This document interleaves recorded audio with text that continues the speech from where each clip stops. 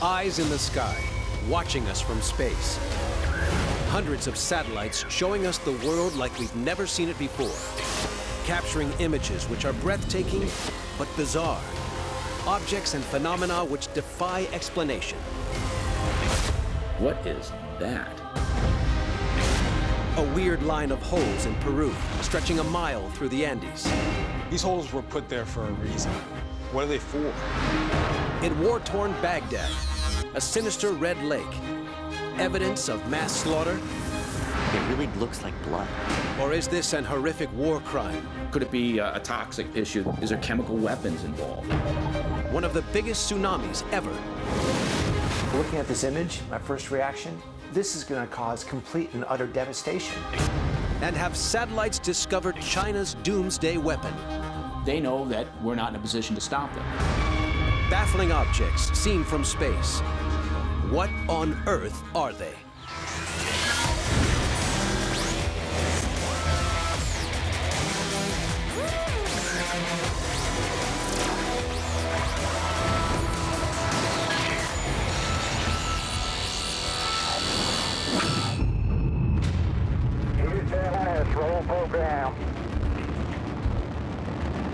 February 11th, 2000.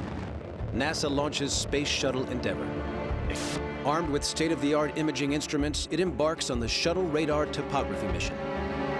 Using a radar pulse, it scans mountains and valleys, picking up scars and marks even beneath the surface of the Earth.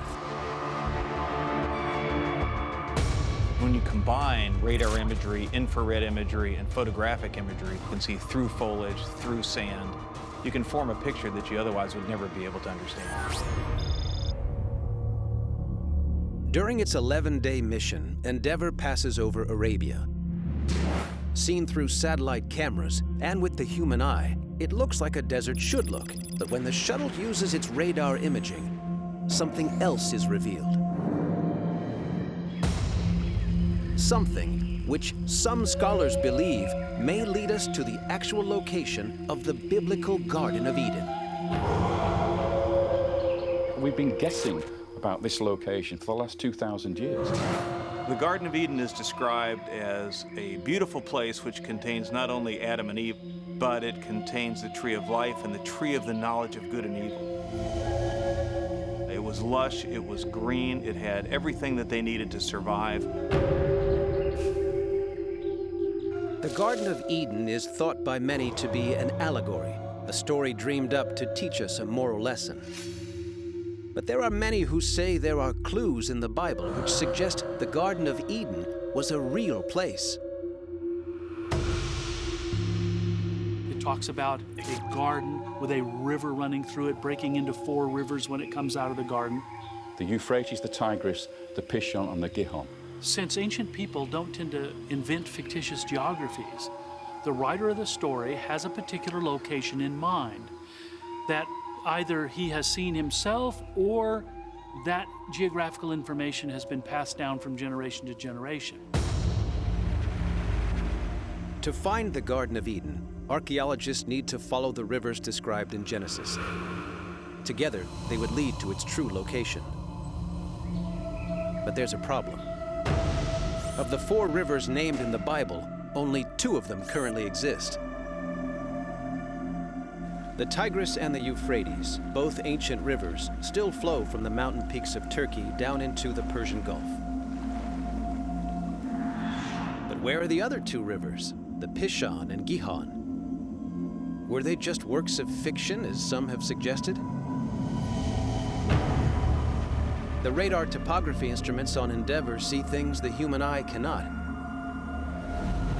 And incredibly, they reveal long-extinct rivers, invisible from the ground. We've created this image of all of the ancient rivers that once could have flowed on the Arabian Peninsula.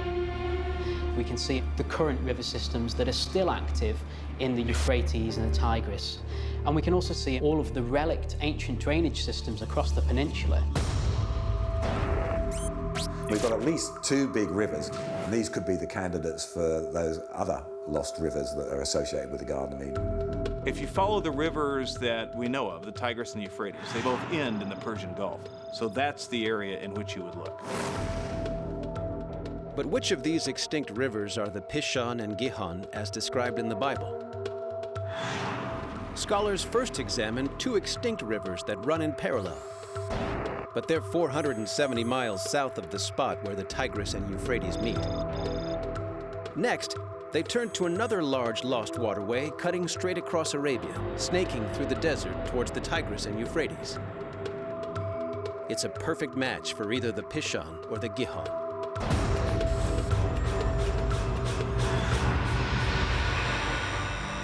But what about the fourth river?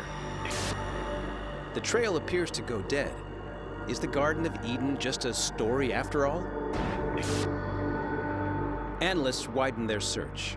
To the north, radar reveals a tangle of extinct streams and tributaries that once fed into the Euphrates.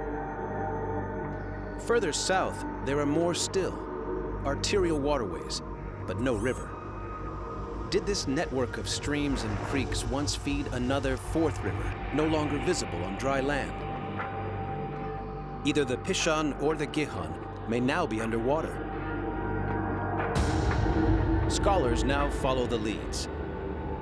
Two active rivers, one extinct and another which is buried beneath water. The meeting place described in the Bible appears to be beneath the Persian Gulf. 10,000 years ago, the Gulf would have been a basin which probably had a freshwater lake in it. And people would have been living around that freshwater lake. We have the Tigris, the Euphrates, and two other rivers that you can see on satellite that you cannot see on the ground, which are probably the Pishon and the Gihon coming together at the southern end near the Persian Gulf, forming one river. And topographically, geographically, I think that makes perfect sense. If the Garden of Paradise is located beneath the waters of the Gulf, satellites may find it. They're already being used to map the ocean floor. It may only be a matter of time before satellites reveal the place where the four ancient rivers meet, the location of paradise on Earth, and the fall of man, the Garden of Eden.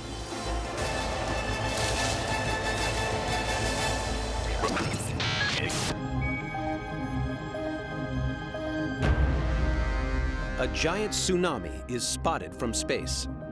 To see a wave on a satellite, even with modern technology about satellites, means that wave has to be pretty darn big. And it's headed for one of the most populated places on the planet. This is going to cause complete and utter devastation.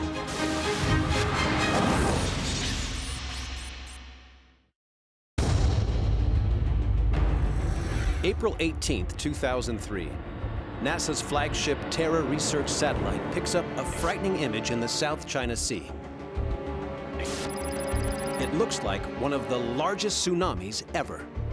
And it's headed straight for Hong Kong, a city of 7 million people. To see a wave on a satellite, even with modern technology about satellites, means that wave has to be pretty darn big. And there isn't one mega wave, there's a whole series of them. They're gargantuan. They span like an entire ocean. I mean, these things are huge. This is going to cause complete and utter devastation. Experts measure the wave. This image is taken from over 400 miles above the Earth. Each pixel is 800 feet across. By crunching the numbers, analysts calculate the waves are over 500 feet tall. 10 times the size of the tsunami in the Indian Ocean that in 2004 killed 250,000 people. We think of a big tsunami as tens of feet. You know, a big one would be 30 or 50 feet or something like that. We have waves in the ocean that are up to 2,000 feet high. That's as big as skyscrapers.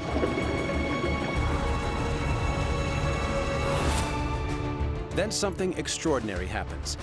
It never hits land. The giant tsunami disappears. It vanishes from satellite images. Which leaves a baffling question. What on earth just happened? Was this just a technical error? Modern weather satellites carry a huge number of very sensitive instruments. So when you go through the process of launching them into space and bringing them online, a lot of things can happen. When I see these pictures, it looks to me as if they're simply computer glitches. But systems on the Terra satellite are constantly being checked, and all are working fine. Wild speculation starts to spread. Could the huge waves be man-made? A test, perhaps, of some exotic marine weapon. Some claim that such a weapon has been used before to attack Japan. There are even those who believe the 2011 tsunami that knocked out the Fukushima nuclear power plants may have been generated. You use it as a weapon. Weird as it sounds, a devastating tsunami weapon is something military researchers have explored.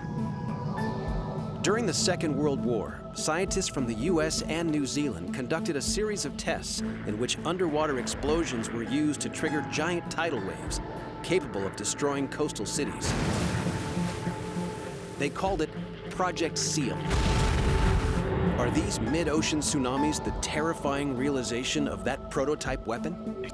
There are certainly a number of secret military facilities in this area. If these giant waves were the result of a weapons test so close to China, was it meant to be a secret, or was it meant to be seen? It's all part of the games that countries play to try to keep other countries guessing at their capabilities. But these waves tower hundreds of feet and stretch for hundreds of miles. The total mass of water would weigh billions of tons. To generate such a wave would be a huge operation involving one or more nuclear devices placed in the sea. And even more puzzling, a tsunami tends to increase in velocity until it smashes into land. Why did this one vanish? Oceanographer Dr. Matt Alford has a theory.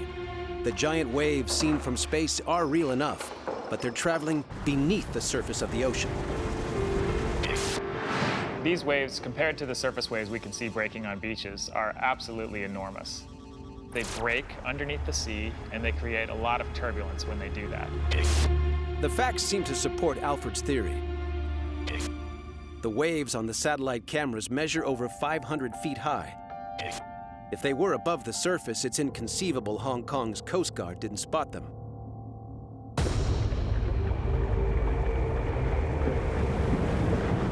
Oceanographers are only now beginning to explore the phenomenon of underwater waves, but mariners have known about them for years.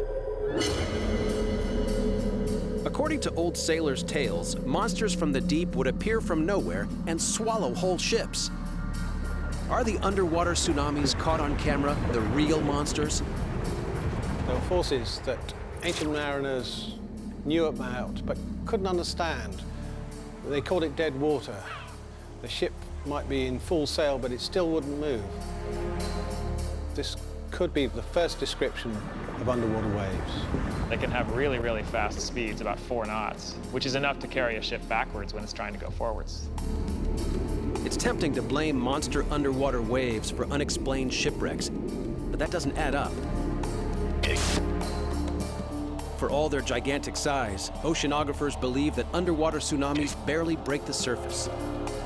You'd almost never be able to see an internal wave from a ship. You can't tell when they're going underneath, although sometimes you can if they're very strong. They'll actually drag the ship along with them. However, there are reports from submariners who've encountered terrifying forces that may be underwater waves. In theory, they could actually sweep a sub downwards to where it can be damaged. When a wave comes, all of a sudden, the layers of the ocean can be swept downwards in 2 minutes from, say, 60 feet to 600 feet. And that would certainly be a big concern for a submarine. These giant underwater waves seen from space may hold the clue to one of the greatest submaritime mysteries, the sinking of the USS Thresher. In 1960, when the Thresher was launched, it was the new cutting-edge generation of submarine. It was designed strictly for depth, for high pressure. The super strong sub was built to operate at 2,000 feet beneath the surface. But at only 1,300 feet, it suffered sudden, unexplained, catastrophic failure.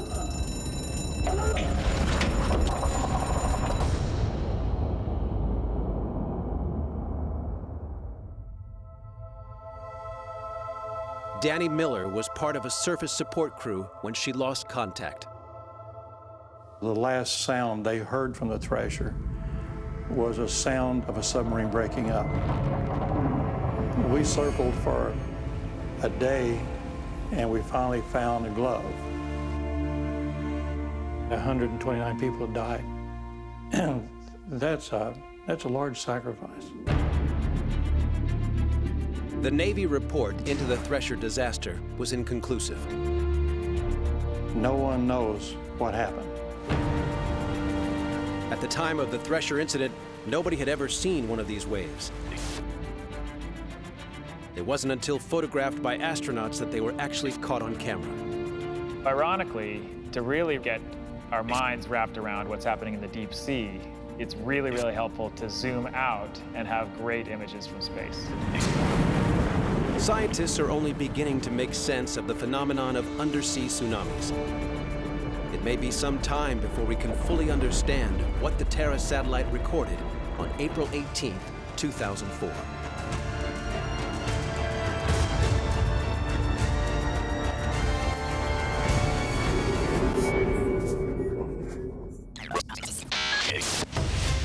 A satellite over South America reveals something carved into the landscape.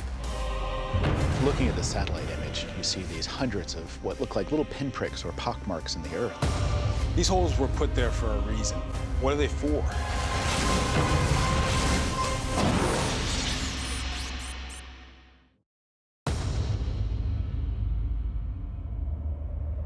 QuickBird, a commercial Earth observation satellite used to create accurate maps. As it passes over mountains in South America, it captures this. Looking at the satellite image, you see these hundreds of what look like little pinpricks or pockmarks in the earth. The mountain range in the image is the Andes, stretching 4,500 miles. It's the longest mountain range on Earth. And outside Asia, it's also the highest. It is in Peru, where the Andes reaches a peak of 20,000 feet above sea level, that the long snake of honeycomb craters is captured. They're systematic. That's what makes them truly intriguing. That's what makes it mysterious. Analysis of the satellite image reveals that each hole is between 4 and 6 feet wide. And there are around 7,000 holes stretching a mile along the side of one mountain. When you look at this, you don't think, oh, well, this is a natural occurrence. This is caused by rain or water runoff. We've all been around the world long enough to know it doesn't happen like that. This was ground out of the rock by somebody. But who and why? That can't be answered from space. So Johnny Isla from Peru's Institute of Archaeological Research is traveling up into the Andes to investigate the holes close up.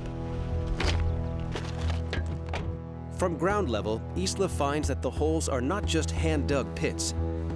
They've actually been built with some skill and care. Han utilizado esas capas como parte de la construcción y en la parte superior lo han complementado con filas de piedras para poder lograr la altura deseada. And closer examination reveals that they have been here for a very long time.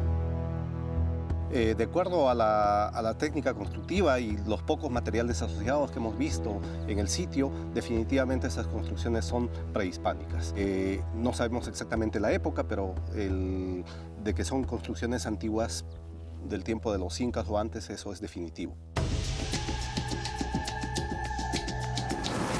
The holes were created long before Columbus set sail, possibly before the time of Christ. As for why they were built, Isla is searching for clues. Y normalmente, por la información que disponemos de otros sitios, es bien para guardar productos que ellos cultivaban y en épocas de sequías a veces necesitaban construcciones de este tipo para conservar estos productos. But these don't appear to be food stores. There are no traces of ancient food remains here. There's no evidence of agriculture. There aren't even signs of human settlement nearby. There is nothing there that can indicate what they were used for. But the image of the holes taken from space may offer a vital clue. Archaeologist Dr. Peters points out it bears a striking resemblance to the snaking dotted lines in the artwork of an ancient Peruvian people called the Paracas. The supernatural figures that they depicted have long snake-like appendages that are divided into segments. And I look at those and I think, well, possibly something like this imitates one of those images.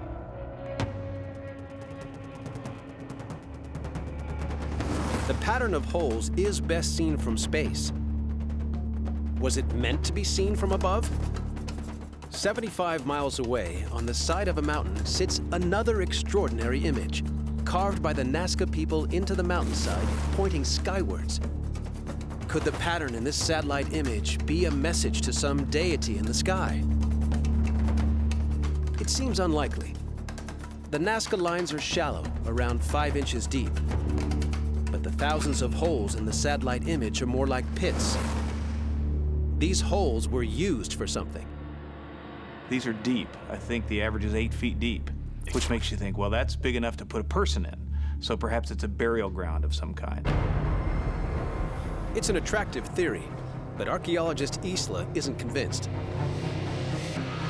No hay los huesos, los desechos, los materiales normalmente que se colocan. Se puede decir con certeza de que no se trata de tumbas porque no hay los huesos, los desechos, los materiales normalmente que se... What's more, as the satellite image shows, this would be a burial plot of staggering proportions. If in fact it is a graveyard with 7,000 graves, that's a lot of graves.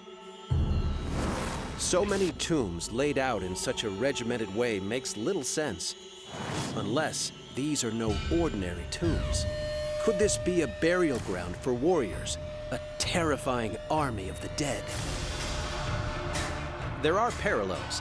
The first emperor of China was entombed with an army of 8,000 clay warriors, ready to rise and fight from the grave.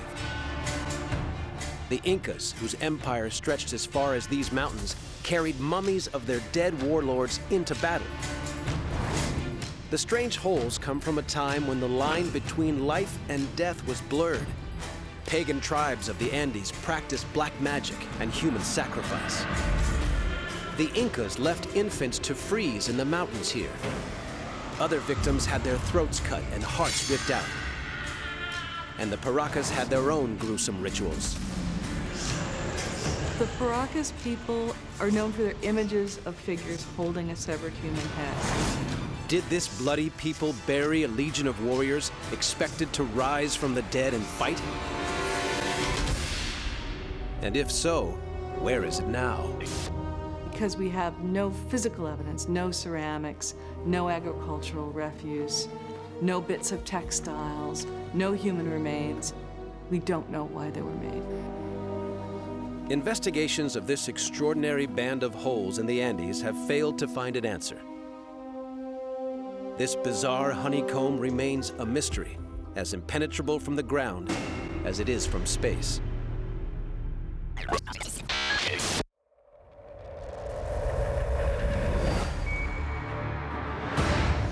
A red lake in Baghdad, photographed from space. It really looks like blood. Have satellites uncovered mass slaughter on a biblical scale? It makes your blood run cold. Or have scientists detected alien life on Earth? This is an alien cell raining down from space.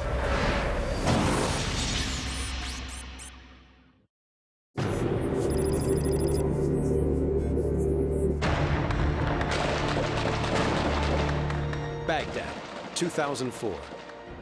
Hell on Earth. Hundreds of miles above the smoke and death, the QuickBird satellite is photographing Earth for mapping software and captures a terrifying image. On the northeastern outskirts of the city, a series of lakes. One stands out. It's crimson red. When the image is made public, rumors quickly spread. This is a region torn apart by murderous tribal and religious divisions. The red area in the image becomes known as Blood Lake. I was in Baghdad. We had a lot of people in Baghdad. By the end of 2003 and then moving into 2004, when this picture was taken, things had already started to head south. A lot of killing, and it was a pretty ugly scene, and it continued to get worse. Blood literally ran in the streets as the Allies and the Americans tried to fight against the insurgents in Iraq. Is this an horrific war crime exposed from space? So if this were St. Louis we're talking about, I'd be worried it's maybe pollution or there'd be some innocent explanation. But this is Baghdad. I've got to start thinking of something sinister. If this is a lake of blood, is it the result of mass slaughter on a terrifying scale? The satellite image indicates that Blood Lake is 500 feet wide and more than a half-mile long. The first thing I thought when I saw this satellite view of the Red Lake in Baghdad, it would have to be millions and millions and millions of people all drained of their blood and put into one lake. Assuming that the lake is a foot deep, you can do the math, you can figure it out, 9 million gallons. That would be the blood of 7 million people. Even if this water is just stained by blood, it would take many thousands of victims to turn it red. Weekly casualties in Baghdad are in the hundreds, not thousands. So if it isn't blood in the satellite image, what is it? Is this proof of something? Is there chemical weapons involved? Could there be a connection with the infamous weapons of mass destruction that we went to war over and never found? Is this where they ended up, Blood Lake? In April 2003, coalition forces in the Iraqi city of Nasiriyah found mustard gas and cyanide in the Euphrates River. It is believed these chemical weapons had been dumped in an effort to hide them from Western forces. Mustard gas wouldn't color water red, but cyanide could. But if members of Saddam Hussein's regime were attempting to hide the evidence of chemical weapons, it makes no sense to dispose of them in the Iraqi capital, under the nose of coalition troops and the gaze of the world's media. But if it isn't chemicals, then what is it? There have been several documented incidents of so-called blood rain, often thought to be a sign from God. Blood rain fell in Sri Lanka in 2012. The scientist who investigated this bizarre phenomenon is Professor Chandra Wickramasinghe. I've talked to many people in Sri Lanka who experienced these events, and they tell me how horrified and how terrified they were. They thought it was the end of the world. Any lake that suddenly turns red is a strong candidate for a red rain phenomenon. Professor Wickramasinghe was unable to enter the Iraqi war zone to conduct tests on Blood Lake. But he has analyzed samples from other incidents of so-called blood rain, and the results are shocking. I put them under a microscope, and I was really stunned to see the sight of these little red cells drifting along. They were so uncannily like living cells. Living cells, but not like any found on Earth. This is an alien cell raining down from space, and it's different from every life form that is here on the Earth. Scientists have speculated before about the possibility that life forms could travel through space. But if red rain is some kind of alien invasion, how did the cells enter the rain? People reported the sighting of fireballs. I think these were meteors that exploded in the sky, and that was followed by a torrential shower of red rain. It was as red as blood. But there were no reports of meteors or fireballs in war-torn Baghdad, only bombs and guns. Nor does the theory of red rain seem to fit the case of Blood Lake. There are several bodies of water in the satellite image. All but one are green. Red rain over Baghdad should have colored all three lakes. What do you do if you go through every possible explanation, every possible theory, and none of them work? When more recent satellite images are taken of the area, the red has vanished. Scientists now have little to go on except this mystifying snapshot taken from space.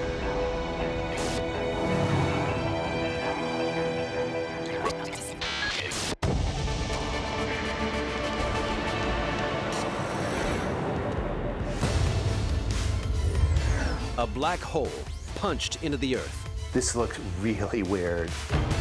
Just what has this satellite photographed? There are definitely human remains down there. Some of the discoveries are breathtaking. It's like diving on the dark side of the moon.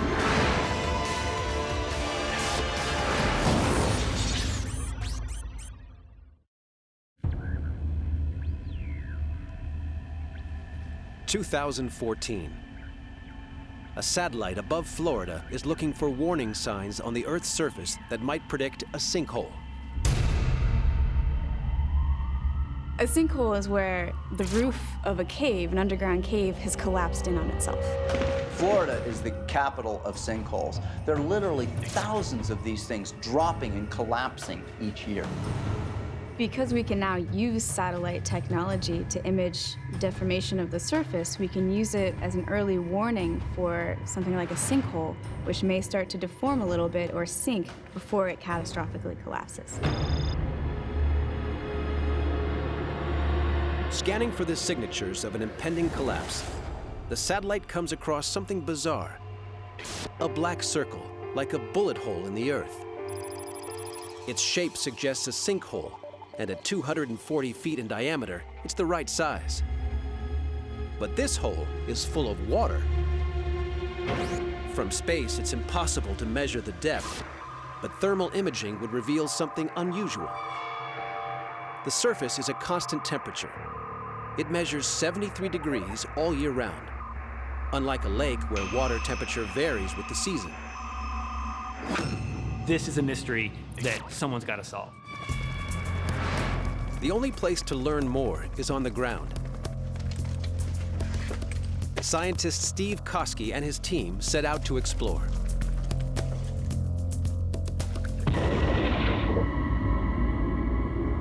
Pitch black, nothing but rocks and barren landscape. You're only a few feet under and you start getting to very low visibility. Koski discovers the circle photographed from space is indeed a sinkhole, but much bigger than it looks, spreading out like an hourglass beneath the surface and sinking hundreds of feet down. When they analyze the water, they realize this sinkhole is like nowhere else on Earth.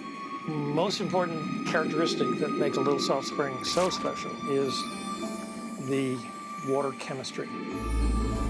The hole is incredibly old, dating back millions of years, and it's fed by an ancient subterranean source. Below about 15 or 20 feet, the water has no oxygen dissolved in it. That's important because it means that everything is preserved. No oxygen means no microbes, which means virtually no decay. This hole is like a portal to another time in Earth's history. Some of the discoveries that we've made at Little Salt Spring are breathtaking. You never know what you're going to find. Underwater archaeologists have so far explored only a tiny section of this time hole, but have already discovered the remains of long extinct creatures. There are extinct tortoises, giant ground sloth. You're looking at this animal that died, that fell in this spring more than 12,000 years ago.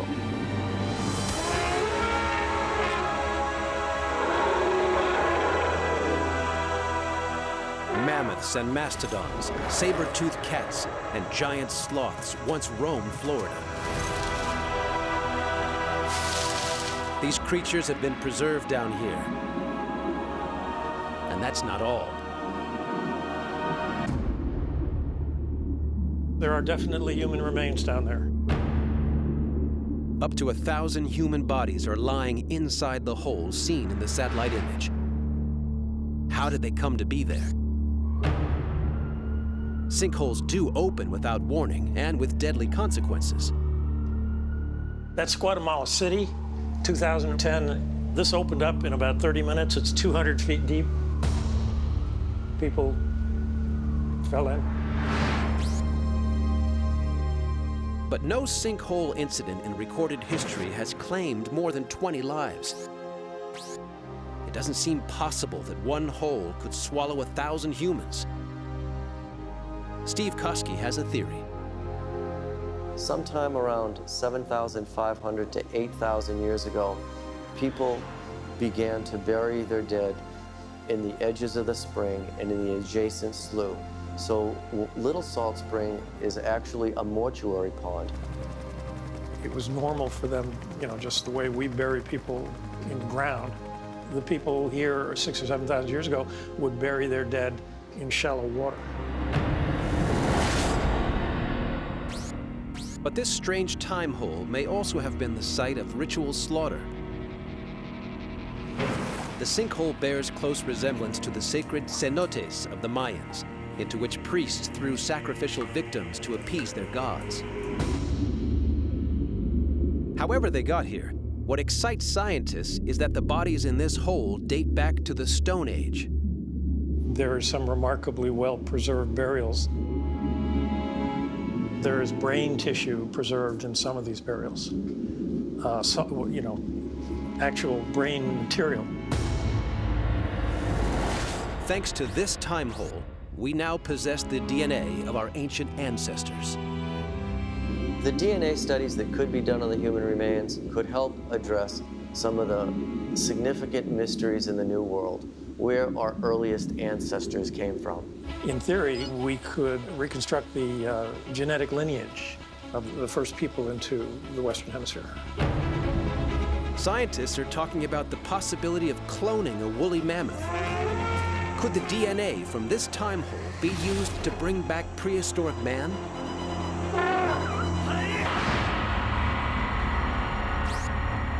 It's some of the earliest discoveries of any human beings on the North American continent. It's an extraordinary discovery that needs to be explored more.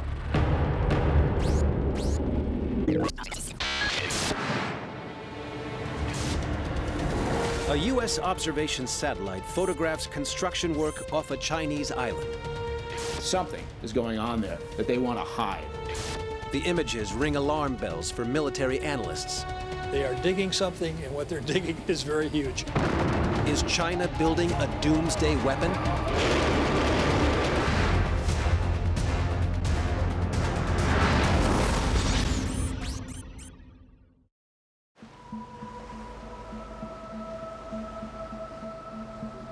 Hainan, a tourist destination in communist China, and an island that could easily be the bad guy's secret hideout in a James Bond movie. In 2005, a commercial satellite captures an image of a construction project that Spectre would be proud of. First time I saw the image, it was obviously construction of a massive scale. If you look closely at the pictures, it shows what looks like barges, ships that are used for construction at sea. But construction of what? What are the Chinese up to? More recent satellite images show the engineering vessels gone. But at the water's edge, there's now what appears to be a gaping tunnel entrance. They are digging something, and what they're digging is very huge. From the images, it appears as if it might be a Chinese military complex built into the side of a mountain at sea level. What makes the satellite image more worrying is that Hainan Island is being visited regularly by China's fleet of nuclear submarines. A semi-submerged tunnel is being built right next door to a Chinese nuclear submarine base. You do the math. There is only one reason, in my opinion, to have a tunnel system that goes below the water into a mountain, and that is basically for submarines. Whatever it is the Chinese are building, the satellite image doesn't give much away. Satellite imagery can only see the entrance. This could be an enormous cave complex underneath the mountain where the Chinese are hiding something incredibly nefarious. As China's wealth has rapidly grown, so has its military budget. At $170 billion a year, it's second only to the US and rising fast. It is estimated that China has an arsenal of almost 200 active nuclear weapon warheads and 3 fleets of submarines. The Chinese are building their second generation of nuclear ballistic missile submarines. Jin submarine, as they're called, is a very big game changer. Like the United States and Britain, China may already have a mobile nuclear attack capability that is almost impossible to defend against. The big military powers try to keep track of each other's nuclear submarines. But with this new facility, China may be taking theirs underground. Submarines could come and go through this tunnel and the complex behind it without ever being seen by satellite imagery. More worrying still, the Hainan Island underground complex isn't the only one. According to a former Pentagon defense analyst, there are others located across mainland China. We've found over 800 tunnel complexes. In talking to other experts, people who know better than we do, they say, well, maybe you've got half of them. The Chinese Communist government has officially confirmed that they have been digging tunnels. The Chinese have said they have 3,000 miles, 5,000 kilometers of tunnels, and that's a lot of tunnels. Our estimate is they've moved more dirt than the Panama Canal. So that would put it certainly in one of the highest engineering projects in recorded human history. The Chinese government must know that this construction project is visible from space. But it's the belief of some military analysts that they just don't care. The Chinese aren't really in the game of having to hide much, right? I mean, they're a world power with a lot of capability. They don't necessarily care that we're watching, because they assume that's going to be the case, and they know that we're not in a position to stop them. If you want to worry your enemy, building an underground base is a clever tactic. We can see they're there, but we don't know what's inside. Underground facilities are the only things that satellite cannot penetrate. And until satellites can see inside these tunnel complexes, we can only guess just how powerful China has become. If there's going to be a cataclysm or some sort of nuclear war, which in all likelihood would be the next World War III, then he who has the best underground facilities wins.